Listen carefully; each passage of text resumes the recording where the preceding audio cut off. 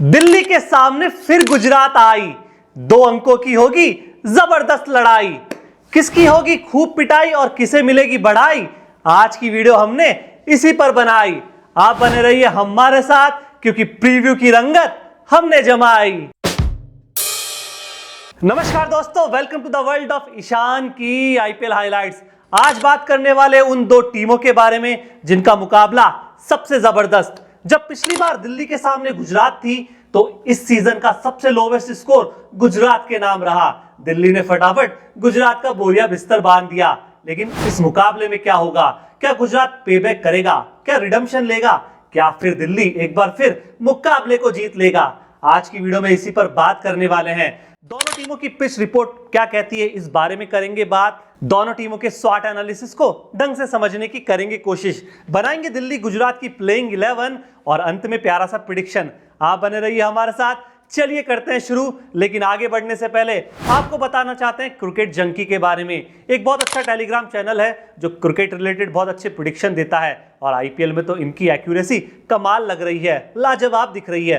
फटाफट से आप इनका टेलीग्राम चैनल ज्वाइन कीजिए जिसका लिंक डिस्क्रिप्शन में है। जी हाँ दोस्तों, एक व्हाट्सएप का नंबर भी है जहां पर आप इनसे कनेक्ट होकर मैच से रिलेटेड बहुत अच्छे प्रेडिक्शन प्राप्त कर सकते हैं। सेशन, टॉस या फिर स्मॉल लीग की टीम ये टेलीग्राम पर भी देते हैं। दिल्ली और गुजरात के बीच होने वाला मुकाबला खेला जाएगा अरुण जेटली के मैदान पर जहां पर दिल्ली का गढ़ है। दिल्ली ने सबसे ज्यादा यहां मुकाबले खेले लेकिन इस सीजन जो पहला मुकाबला खेला वो हारा।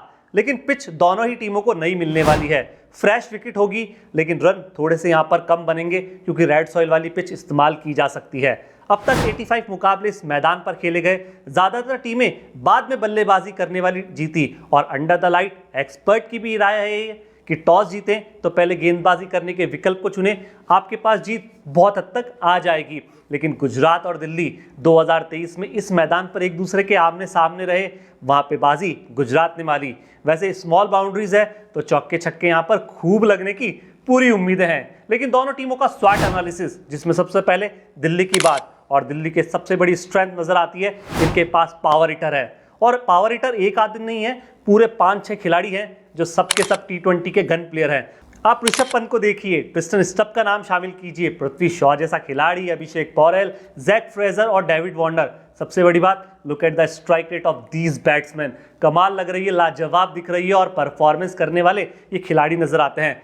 बॉलिंग भी बहुत बड़ी स्ट्रेंथ के रूप में दिल्ली कैपिटल्स की दिख रही है। और जब दिल्ली का अरुण जेटली मैदान है, स्पिनिंग सपोर्टिंग पिच नजर आती है, तो ऐसे में कुलदीप यादव की सबसे बड़ी स्ट्रेंथ दिल्ली की नजर आती है। और वो इसलिए भी, कुलदीप यादव इन फॉर्म चल रहे हैं, लगातार विकेट लेने वाले खिलाड़ी दिख रहे हैं और ये हमेशा विकेट निकाल कर देते भी हैं। इस सीजन 5 मुकाबले खेले, 10 विकेट इनके नाम। लेकिन सबसे बड़ी बात, इनका इकोनॉमी और इसी तरह की गेंदबाजी अक्षर पटेल कर रहे हैं। भले ही 8 मुकाबलों में विकेट कम है लेकिन look at the economy of अक्षर पटेल अंडर 7, बहुत लाजवाब दिख रही है। और जब सनराइजर्स हैदराबाद के खिलाफ मुकाबला था, वह अक्षर पटेल ही ऐसे गेंदबाज थे जिन्होंने अपनी गेंदों से हैदराबाद के बल्लेबाजों को बांधे रखा, रन ज्यादा बनाने नहीं दिए। ऐसे में अक्षर पटेल और कुलदीप यादव की फिरकी लाजवाब दिख सकती है। ऐसे में एक तेज गेंदबाज भी दिल्ली की सबसे बड़ी स्ट्रेंथ दिखते हैं, खलील अहमद।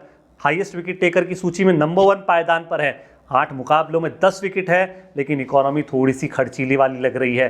हालांकि स्ट्राइक रेट की बात करें तो हर 19वीं गेंद पर खलील अहमद दिल्ली को विकेट जरूर निकाल कर देते हैं। लेकिन थोड़ी सी प्रॉब्लम और वीकनेसेस पर बात करते हैं, जहां पे दिल्ली कैपिटल्स की सबसे बड़ी प्रॉब्लम उनका ओपनिंग डिपार्टमेंट है, जहां से बड़ी पारी निकल कर नहीं आ रही। Prithvi Shaw, David Warner run बनाने होंगे और ये ओपनिंग जोड़ी रन नहीं बना रही, तब जाके सारा बड़ा प्रेशर मिडिल ऑर्डर पर आता है और जो बड़ा स्कोर दिल्ली चेस करने की कोशिश भी करती है, हालांकि बहुत अच्छा ट्राई करती है, वो इसलिए नहीं कर पाती कि ओपनिंग जोड़ी से सपोर्ट नहीं मिल पाता। दूसरी सबसे बड़ी बात और कमजोरी ये है कि इकोनॉमी ऑफ फास्ट बॉलर भी पुअर लग रही है।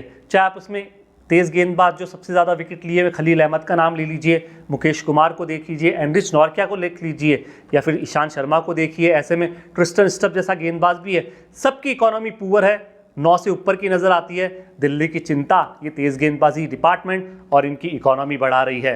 लेकिन दोस्तों, बात करते हैं गुजरात टाइटंस की और इनकी वीकनेसेस क्या है। इनकी वीकनेस है इनका मिडिल ऑर्डर डिपार्टमेंट, जहां से बड़े रन निकल कर नहीं आ रहे। बड़े नाम जरूर है, डेविड मिलर है, लेकिन 5 मुकाबलों में सिर्फ 83 रन, 100 रन भी अभी तक बनाए नहीं है। अजमतुल्ला उमर जैसा खिलाड़ी सिर्फ 5 मुकाबलों में बल्ले से 41 रन निकले। राहुल तेवतिया ने जरूर कोशिश की, 2 मुकाबले में फिनिशिंग टचेस देते हुए नजर आए, लेकिन ज्यादा बल्लेबाजी ये भी कर नहीं पा रहे क्योंकि ज्यादा मौका इन्हें मिल नहीं रहा। ऐसे में शाहरुख खान भी फिनिशिंग टचेस देते हुए नजर आते हैं, लेकिन सिर्फ 3 ही मुकाबले खेले हैं। गुजरात टाइटंस की एक और कमी नजर आती है कि इनके पास लैक ऑफ क्वालिटी ऑलराउंडर्स है। जितने क्वालिटी ऑलराउंडर्स दूसरी टीमों में अच्छे हैं, गुजरात टाइटंस के पास उतने अच्छे क्वालिटी ऑलराउंडर्स नहीं है। अब आप राहुल तेवतिया का नाम इसमें लेंगे तो वो ज़्यादा गेंदबाजी नहीं कर रहे हैं और इस सीज़न तो बिल्कुल गेंदबाजी की नहीं है। Rashid Khan proper bowling allrounder रखते हैं, पूरा बल्लेबाजी करते हुए नजर नहीं आते। ऐसे में सिर्फ एक अजमतुल्ला उमरजाई जैसा खिलाड़ी जो बल्ले और गेंद से कंट्रीब्यूशन देना तो जानता है, लेकिन अभी तक परफॉर्मेंस ऑन एन एवरेज पार से भी नीचे रहा है। कहीं ना कहीं प्रॉब्लम गुजरात की ये भी बढ़ा रहे हैं। शाहरुख खान ज़रूर एक ऑलराउंडर के रूप में है, लेकिन गेंदबाजी ज़्यादा कर नहीं रहे हैं। एक और वीकनेसेस गुजरात टाइटंस की है पेस बॉलिंग, जो थोड़ा सा कंसर्न का विषय है। और पेस बॉलिंग इसलिए कंसर्न का विषय है कि इनकी इकोनॉमी भी खराब है, दिल्ली जैसी ही है। हालांकि मोहित शर्मा है, लेकिन मोहित शर्मा ने भी 8 मुकाबलों में 10 विकेट लिए। 9 से ज़्यादा की इकोनॉमी मोहित शर्मा की भी है।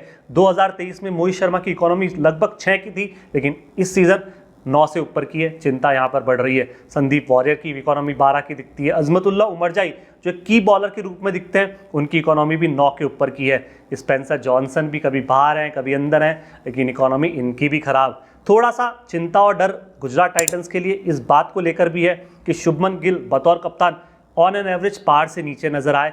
खराब performance as a captain Shubman Gill की थोड़ी सी दिख भी रही है। एज अ कैप्टन वो ज़्यादा अच्छे और प्रोमिनेंट डिसीजन ग्राउंड पर लेते हुए नजर नहीं आ रहे।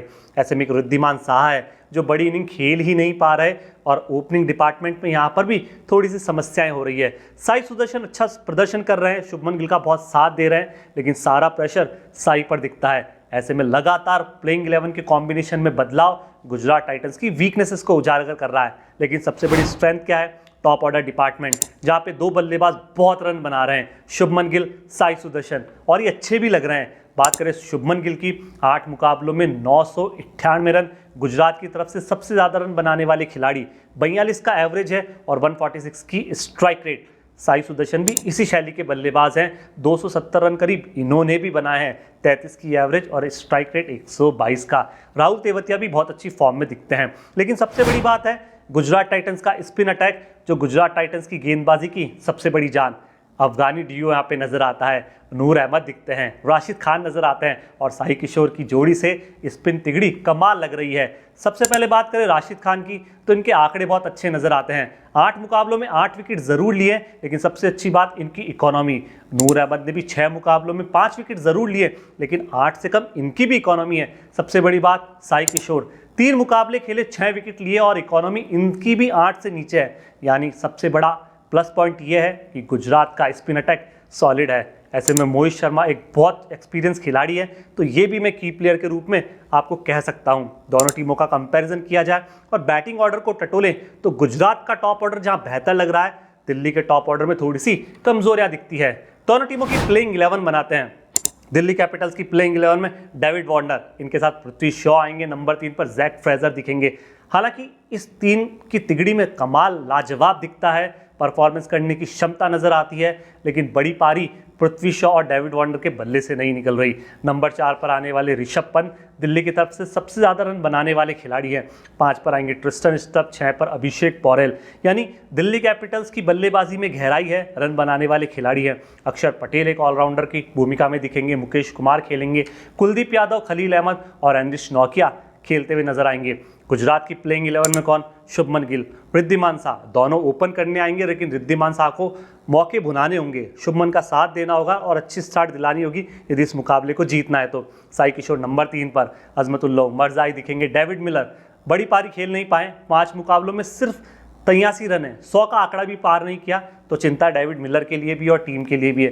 राहुल तेवतिया फिनिशिंग टचेस देते हुए नजर आएंगे, इतनी ताबड़तोड़ अंदाज में बल्लेबाजी करते हुए आपको शाहरुख खान दिख सकते हैं। राशिद खान और नूर अहमद अफगान जलेबी और बहुत कमाल का परफॉर्मेंस करते हैं। मोहित शर्मा आपको नजर आएंगे, साई किशोर दिखेंगे और संदीप वॉरियर भी आपको इम्पैक्ट छोड़ते हुए नजर आएंगे। अब बात करते हैं उस सेगमेंट की जिसका आपको रहता है इंतजार, दिल्ली और गुजरात के मुकाबले की हमारी पहली प्रेडिक्शन। और पहली प्रेडिक्शन है कि पृथ्वी शॉ और डेविड वार्नर मिलकर इस मुकाबले में शायद कमाल करेंगे। कमाल इतना कि पावर प्ले में और दिल्ली कैपिटल्स को एक बहुत अच्छी स्टार्ट दिला सकते हैं। गेंदबाजी में कुलदीप यादव और अक्षर पटेल मिलकर 4 से ज़्यादा विकेट ले सकते हैं। पावर प्ले में गुजरात टाइटंस जहां 60 रन बनाते हुए नजर आ रहा है, मुझे लगता है दिल्ली कैपिटल्स के बल्लेबाजों से 70 रन की उम्मीद कर सकते हैं। अब सबसे बड़ी बात कि मुकाबला कौन जीतेगा, गुजरात या दिल्ली? क्या पहले का बदला गुजरात ले पाएगा? दोस्तों मुझे लगता है दिल्ली के खाते में मुकाबला जाएगा। लेकिन आपकी क्या राय है और आपका क्या कहना है? कमेंट बॉक्स में आपकी राय का इंतजार। शुक्रिया, बहुत बहुत धन्यवाद।